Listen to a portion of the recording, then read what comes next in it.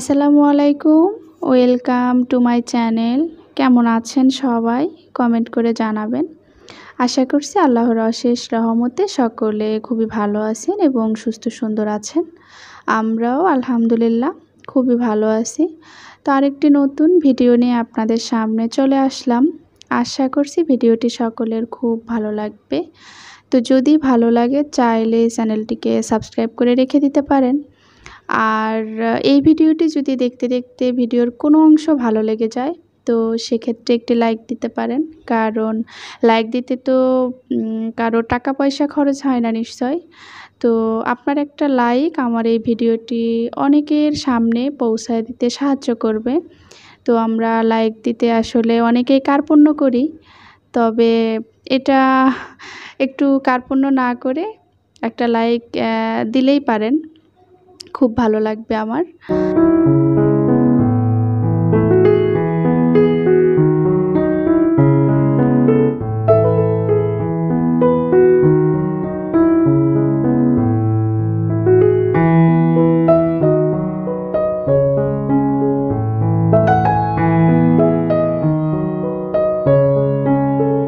এখানে কিছু ডাল নিয়ে নিচ্ছি এবং ডালগুলো ভালো করে ধুয়ে পরিষ্কার করে ভিজিয়ে রাখবো, যেন সিদ্ধ হতে কোনো সমস্যা না হয়। তো মুসুর ডাল যদি ভিজিয়ে রাখা যায়, শুধু মুসুর ডাল না, যে কোনো ডালই যদি সেদ্ধ করা হয় খুব দ্রুত সেদ্ধ করতে চাইলে ডালটা একটু ভিজিয়ে রাখলে তাড়াতাড়ি খুব সুন্দর সেদ্ধ হয়। তো আমিও সেই কাজটাই করছি।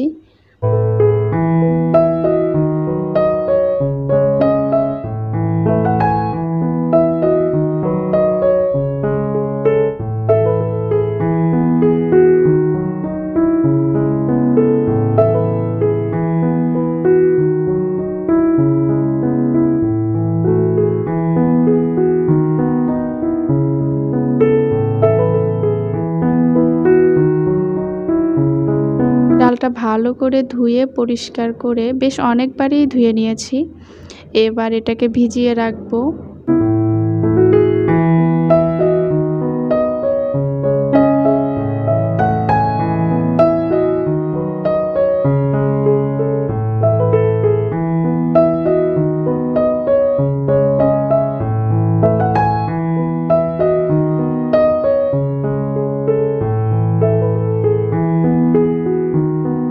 আমার আসলে আদা পেস্ট শেষ হয়ে গেছে। তো আমি যখন আদা রসুন পেস্ট করি তখন অনেকখানি করেই বাটিতে করে রেখে দেই, যেন মোটামুটি 15-20 দিন অথবা 1 মাস যেন আমার আর এই কাজটা না করতে হয়। তো আদা রসুন পেস্ট করাও একটা ঝামেলার কাজ। এগুলো ভালো করে পরিষ্কার করতে হয়, কাটাকাটি করতে হয়। তো মোটামুটি একটু ঝামেলাই মনে হয় আমার কাছে। তো আজকে হচ্ছে আমি আদাটা অনেকখানি পেস্ট করে রেখে দেব, যেন আগামী অন্তত 15 থেকে 20 দিন আমার আর না করতে হয়। বাড়িতে গিয়েছিলাম, তার আগে সবকিছু পেস্ট করে রেখে গিয়েছিলাম। তো আসার পরে সেগুলাই ব্যবহার করলাম। তো আবার নতুন করে রসুন আছে, কিন্তু আমার আদা বাটাটা শেষ হয়ে গেছে।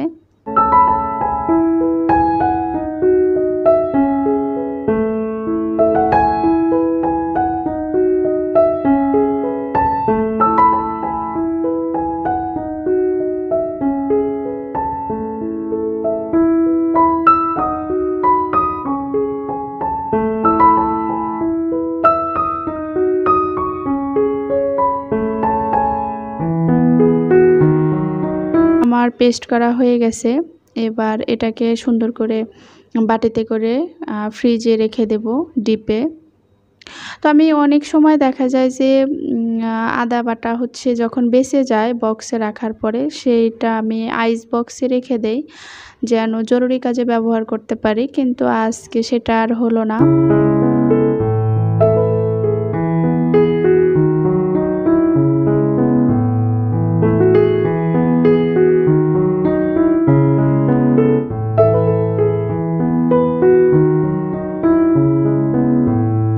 বাজার থেকে কিছু আঙ্গুর আনা হয়েছিল, তো সেগুলায় অনেকটা নষ্টই হয়ে যাচ্ছে। তো আমি আসলে আঙ্গুর এভাবেই নরমালে রেখে দেই। যদি পলিতে করে রেখে দেওয়া যায় তাতে হচ্ছে দ্রুত আরও পচন ধরে।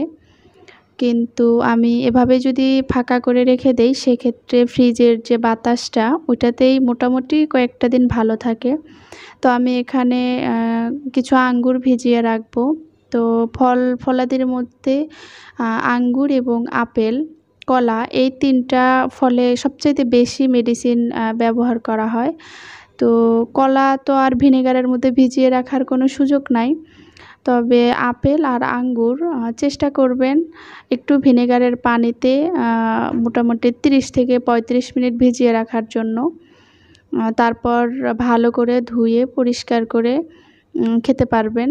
সেক্ষেত্রে মেডিসিনের যে প্রভাবটা এতটা শরীরের উপর পড়বে না। তো কেয়ার করা, কারণ এগুলো তো আর ওনারা বাদ দেবে না। আর মেডিসিন না দিয়েও কি করবে? আঙ্গুর ফল হচ্ছে পচনশীল একটা ফল, দ্রুত পচে যায়। তো সেক্ষেত্রে ওনারাও দিতে বাধ্য। আর এখানে হচ্ছে আমি কিছু মুরগির মাংস ফ্রিজ থেকে বের করে ভিজিয়ে রাখলাম।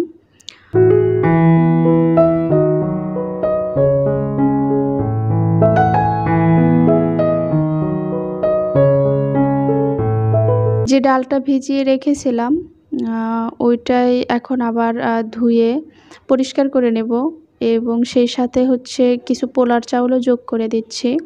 তো আমি একটু পোলার চালটা মেপে নিচ্ছি যেন পানিটা ব্যবহার করতে সুবিধা হয়। কারণ পোলার চাল যদি পানি একটু বেশি হয়ে যায় সেক্ষেত্রে একদম পুরো জাউ হয়ে যাবে।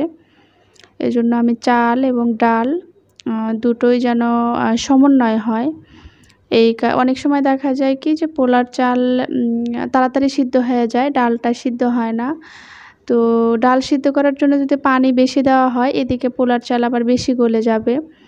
এই কারণে আমি ডালটা অনেকক্ষণ ভিজিয়ে রেখেছিলাম, প্রায় ২ থেকে ৩ ঘন্টা।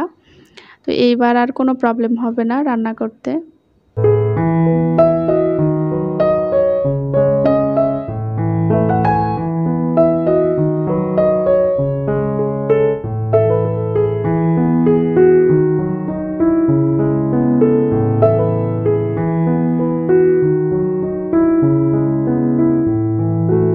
আর চুলায় একটা মাল্টিপ্যান দিয়ে দিলাম। সেই সাথে দিলাম হচ্ছে পেঁয়াজ আর ৪ থেকে ৫টা কাঁচামরিচ।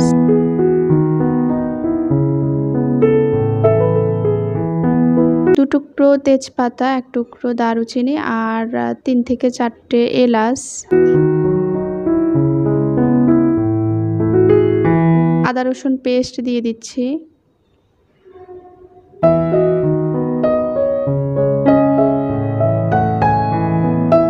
বাকি যে মশলাগুলো সেগুলো দিয়ে দিচ্ছি। হলুদ, অল্প কিছু মরিচের গুঁড়ো, রসুন লবণ, জিরা মশলার গুঁড়ো আর ধনিয়া গুঁড়ো।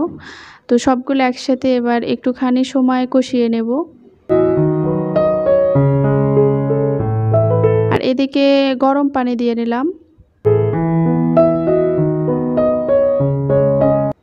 চাল ডাল যে ধুয়ে রেখে দিয়েছিলাম এবার সেটা দিয়ে দিচ্ছি।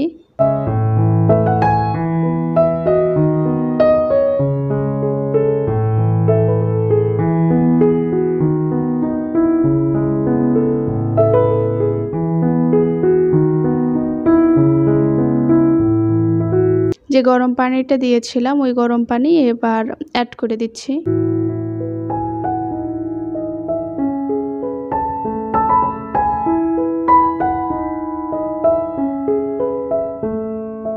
দিয়ে এবার ঢেকে রেখে দেব।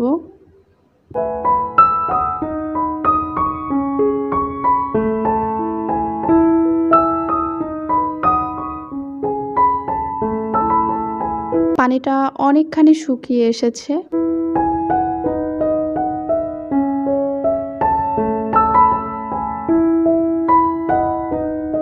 এবার একেবারে ঢাকা দিয়ে রেখে দেব। একদম চালটা পুরো ফুটে গেলে এরপর ঢাকনা উঠাবো। আর এদিকে আমি কড়াইতে আবার হচ্ছে তেল দিয়ে দিলাম। এবার বেশ অনেকটা পরিমাণে পেঁয়াজ দিয়ে দিচ্ছি।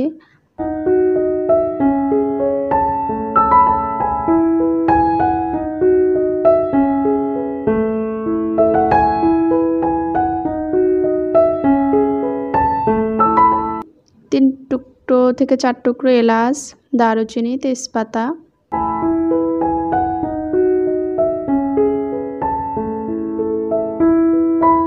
এবার বেশ অনেকখানি পরিমাণে আদা পেস্ট দিয়ে দিচ্ছি, কারণ আমি যেহেতু আজকে ব্রয়লার মুরগি রান্না করব, তো ব্রয়লার মুরগির গন্ধ যে একটা থাকে, তো সেইটা দূর করার জন্য অবশ্যই আদা বাটাটা একটু বেশি দিতে হবে। মরিচের গুঁড়ো, হলুদ গুঁড়ো, ধনিয়া গুঁড়ো, জিরার গুঁড়ো, লবণ।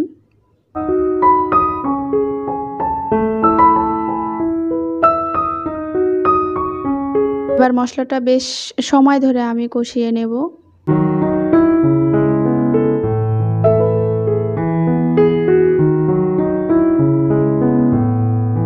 মশলা কষানো হয়ে গেছে। এবার এর মধ্যে হচ্ছে আমি আগে থেকেই পরিষ্কার করে রাখা যে মুরগির মাংস, ওটাই দিয়ে দেব।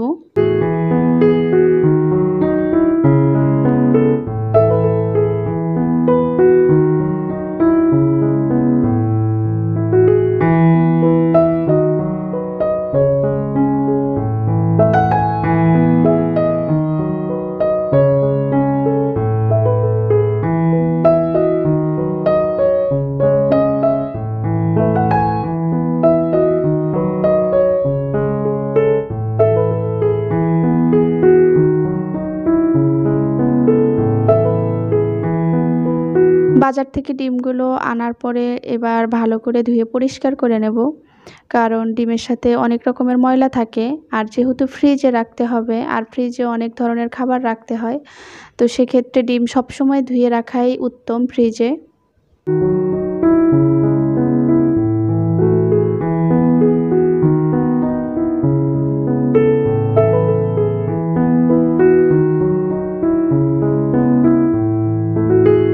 আমার সেই খিচুড়িটা হয়ে গেছে ডাল দিয়ে।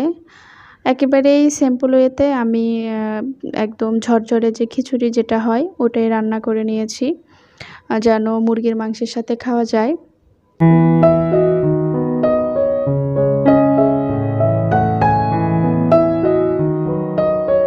মুরগি কষানো শেষে এবার ঝোলের পানি দিয়ে দিলাম।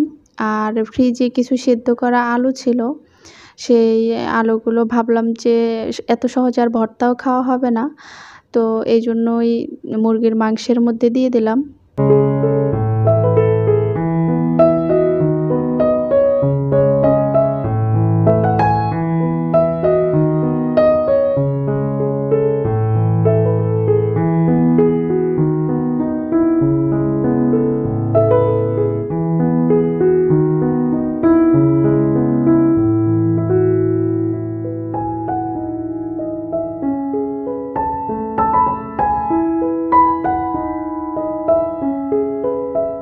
তো আমার মুরগির মাংসটা প্রায় হয়েই এসেছে।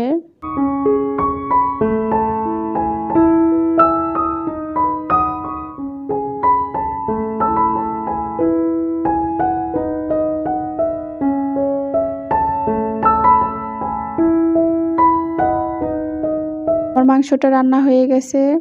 এবার আমি একটু একেবারেই হালকা করে বাগার দিয়ে নেব, কারণ যে কোনো মুরগির মাংসই হোক না কেন, যে কোনো মাংস হোক না কেন, যদি রান্নার শেষে অল্প একটু তেলে বেশ কয়েক টুকরা পেঁয়াজ দিয়ে এবং একটুখানি জিরা ফোড়ন দিয়ে যদি নতুন করে বাগার দেওয়া যায়, তো মুরগির মাংসের টেস্ট আরও ডাবল হয়ে যায়, খুবই ভালো লাগে।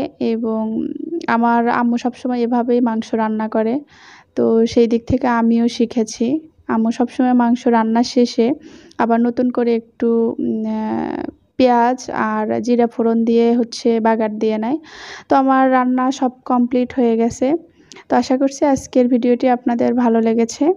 তো দেখা হবে নেক্সট কোনো ভিডিওতে। সে পর্যন্ত সকলে ভালো থাকবেন, সুস্থ থাকবেন, সুন্দর থাকবেন। আল্লাহ হাফেজ। আসসালামু আলাইকুম।